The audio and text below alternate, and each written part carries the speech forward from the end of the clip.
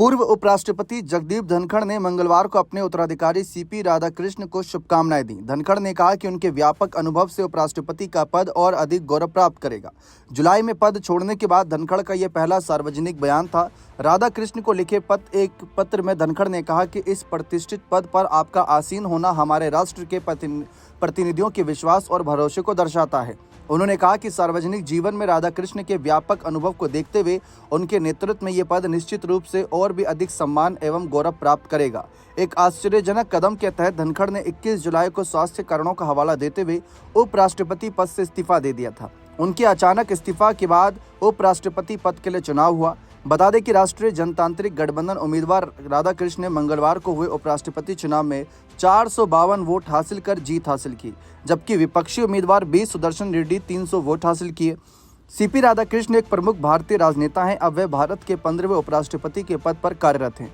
वे लंबे समय से बीजेपी से जुड़े रहे, 2 बार सांसद और 2 राज्यों के राज्यपाल भी रह चुके हैं, जिसमें झारखंड और महाराष्ट्र आता है। राधाकृष्ण तमिलनाडु के रहने वाले हैं, लेकिन जिस तरीके से जगदीप धनखड़ जी का पोस्ट सामने आया, ये काफ़ी सुर्खियों का विषय बनना है, क्योंकि अभी तक विपक्ष ने जगदीप धनखड़ जी को लेकर कई सवाल उठाए। सार्वजनिक रूप से यही पूछा कि जगदीप धनखड़ जी कहाँ हैं, इस्तीफा देने के बाद आखिर कहाँ गायब हो गए। सभी विपक्षी सांसदों ने, बड़े नेताओं ने यही बात पूछी कि धनखड़ जी कहाँ हैं, किस चीज़ का डर, ऐसे तमाम सवाल विपक्ष उठा रहा था। लेकिन जगदीप धनखड़ ने इन सवालों का जवाब देना मुनासिब नहीं समझा।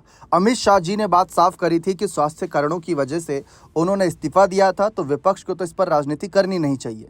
तो विपक्ष ने कहा कि अगर उनके स्वास्थ्य कारण है तो उनको अपना मेडिकल बुलेटिन जारी करना चाहिए, सरकार को मेडिकल बुलेटिन जारी करना चाहिए, क्योंकि देश के पूर्व उपराष्ट्रपति की बात है। हम भी उनके लिए यहाँ पर चिंता जाहिर करेंगे। तो ऐसी बातें रखी गई थी।